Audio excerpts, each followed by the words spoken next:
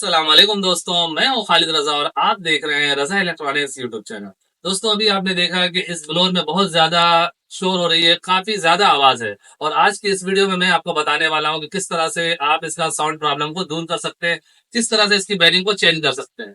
दोस्तों, इसका bearing change करना है, इसके शोर को खत्म करना बहुत ही आसान है। आज की इस वीडियो में यही सब बातें मैं आपको डिटेल से बताने वाला हूं। तो आपने इस वीडियो को लाइक कर देना है और एंड तक लाजमी देखना है कि काम का पूरा तरीका आपको समझ में आ सके। तो चलिए दोस्तों, शुरू करते हैं। दोस्तों, बिलोर की रिपेयरिंग के लिए आपको कोई खास किस्म का टूल की ज़रूरत नहीं होता है, सिर्फ ये पेचकस प्लास वगैरह होने चाहिए। तो इसका सामने वाला हिस्सा जो है हमने निकाल दिया है और यहाँ पे देखें, ये बिलोर है और इसे हमें खोलना है।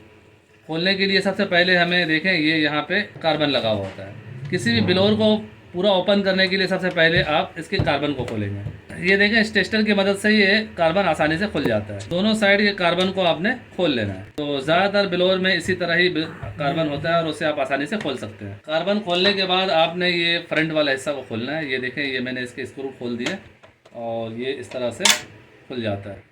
अब ये देखें, ये इसका फ़ैन लगा हुआ है, इसी के ज़रिए जो है एयर प्रेशर बनता है। ये देखें, इसे हम घुमा रहे हैं तो अंदर से आवाज़ आ रही है, इसका मतलब है इसका बेरिंग का ही मसला है।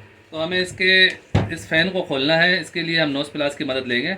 और ये देखिए, ये मैंने पंखे को इस तरह से पकड़ा है और ऐसे स्क्रू को घुमा रहे हैं। इसमें आम स्क्रू लगा हुआ होता है, जो जैसे कि हम एंटी क्लॉकवाइज खोलते हैं उसी तरह ही इसे खोलेंगे। इसमें ज़्यादातर बिलोर में आपको सीधा चूड़ी का ही नट मिलेगा। अब यहाँ पे ये पंखा थोड़ा जाम होता है, तो इसे हमें आराम से निकालना है और ज़्यादा ताकत नहीं लगाना है कि ये पंखा टूट ना जाए। इसे हल्का हल्का हम झटका देंगे तो ये जो डस्ट वगैरह से जाम हो गया वो हट जाएगा और ये पंखा आसानी से निकल जाएगा। ये ज़्यादा जाम है तो हम एक कतरा तेल इसमें डाल देते हैं। एक कतरा ऑयल डाल के हम इसे थोड़ी देर छोड़ेंगे और उसके बाद दोबारा से इसे निकालने की कोशिश करेंगे। दोस्तों, ये काफ़ी ज़्यादा जाम है, दोबारा से हम इसके ऊपर नट चढ़ा के चोट लगाएं। हम डायरेक्ट इसके ऊपर चोट नहीं दे सकते, इससे जो है बोल्ट की चूड़ियाँ ख़राब हो जाएंगी। काफ़ी हद तक बाहर आ चुका है, तो मज़ीद हम थोड़ा सा हाथ से ज़ोर देते हैं। इसका नट खोलने के बाद अगर इसमें तेल डाल के 1 घंटा छोड़ दिया जाए तो फिर ये आसानी से खुल जाता है। अब यहाँ पे 4 स्क्रू लगे हुए हैं। ऊपर वाला स्क्रू खोला हमने, पंखे को निकाल लिया। अब ये देखें, इस आर्मेचर को खोलने के लिए 4 स्क्रू हैं। इसका वाशर है, तो इन 4 स्क्रू को हम खोलेंगे। ये देखें, इसका कार्बन हमने पहले से खोला हुआ है। ऊपर के कवर को खोल दिया, पंखे को निकाल दिए, 4 स्क्रू खोल दिए। अब इस जगह को हमें इस तरह से अलहदा करना है। यहाँ पे हल्का हल्का हमें चोट देना है। ये देखें, इसका ऊपर वाला कवर भी बाहर की तरफ आ चुका है और ये इसका आर्मेचर है। आर्मेचर निकालने के लिए हमें इस जगह पे हल्का हल्का चोट देना है। दोस्तों, जितने भी एयर ब्लोअर है सबकी डिज़ाइनिंग फिटिंग तकरीबन इसी तरह से ही होती है। बेरिंग का सिस्टम इसी तरह ही होता है। आप इस तरह से खोल के उसके बेरिंग को रिप्लेस कर सकते हैं। अब हमें इस बेरिंग को निकालना है और इस बेरिंग को निकालना है। दोस्तों, ये प्लास्टिक कवर है। बेरिंग निकालने के लिए आपने ताकत इस्तेमाल नहीं करना है। आपने देखा है कि अभी मैंने इस पेचकस की मदद से आराम आराम से इस बेरिंग को बाहर निकाल लिया है। दोस्तों, ये बेरिंग इतना ज़्यादा जाम है कि अगर मुसलसल इसे इसी तरह ही चलाया जाता तो उस सूरत में ये ब्लोअर की वाइंडिंग जल सकती थी, इसका आर्मेचर जल सकता था। तो बहरहाल हमने इसे खोल दिया है और ये बेरिंग तो हमने निकाल लिया है। और यहाँ पे इस बेरिंग को निकालना है। इसके लिए एक छोटा सा पुलर हमारे पास है, उस पुलर की मदद से इस बेरिंग को भी निकालेंगे। इसका नंबर जो है गालिबन 627 है। तो पहले इस बेरिंग को निकाल लेते हैं, उसके बाद जो है फिर हम बेरिंग का नंबर डिस्कस करेंगे। दोस्तों, ये देखें, ये एक छोटा सा पुलर है और स्पेशली इसे इसीलिए हमने लिया हुआ है कि छोटे मोटे बेरिंग को निकालने के लिए ये बेहतरीन है। ये देखें, ये बेरिंग आधा निकल चुका है और मसला ये आ रहा है कि ये जो शाफ्ट है ये आके इसके कोन में फंस रहा है। ये देखें, ये 316 का नट है, इससे हम बीच में रख दे रहे हैं कि पुलर का जो राड है ये इसमें कोन में ना फंसे। ये देखें, ये पुलर के ज़रिए ये बेरिंग निकल चुका है और थोड़ा सा हमें जुगाड़ करना पड़ा है क्योंकि पुलर की शाफ्ट जो है वो बेरिंग के हिसाब से थोड़ी मोटी है। ये देखें, ये 316 का नट लगाया था हमने। दोस्तों, इस आर्मेचर के बेरिंग निकालते हुए आपने बहुत एहतियात करना है कि इसमें देखें सारी बारीक वायर से वाइंडिंग की हुई है। तो अगर कोई पेचकस या किसी तरह का कोई नोक लग जाता है इसमें तो इसकी वाइंडिंग डैमेज हो सकती है। तो आपने इसके बेरिंग को निकालते हुए, लगाते हुए या फिर इसको फिटिंग करते हुए बहुत ही एहतियात करना है। दोस्तों, इस ब्लोअर में 2 अलग अलग टाइप के बेरिंग लगे हुए हैं। एक जो है सामने वाले का नंबर 608 है और जो बैक साइड का नंबर है वो 627 है। 608 नंबर का हमारे पास नया बेरिंग मौजूद था, वो हमने लगा दिया।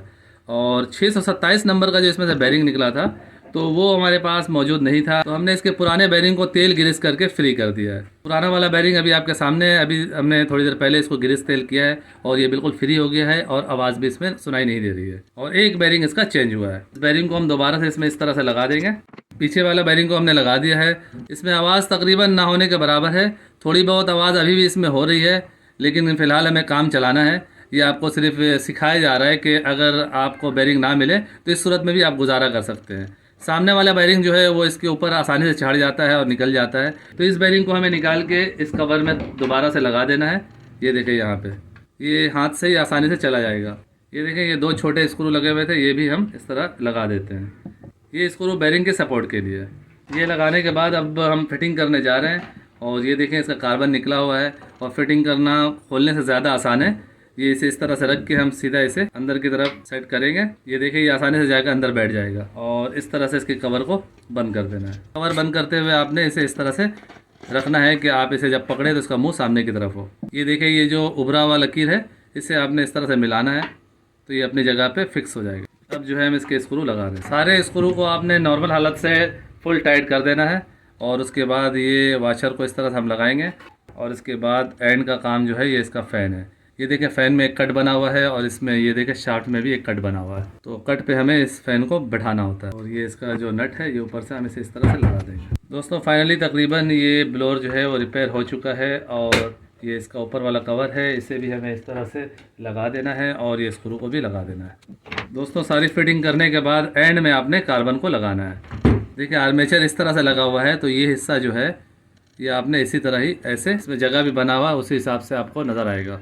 ये लंबाई में इस तरह से आपने इसको इंसर्ट करना है और कार्बन आसानी से ऊपर नीचे होना चाहिए। अगर ये फंस रहा हो तो आप उसमें उस सूरत में घिसाई कर सकते हैं। अंदर करने के बाद आपने इसको इस तरह से इसके ऊपर की कैप को लगा देना है। दोस्तों टोटल के इस एयर ब्लोअर का रिपेयरिंग का काम कंप्लीट हो चुका है और अब हम फाइनली इसकी चेकिंग करने जा रहे हैं।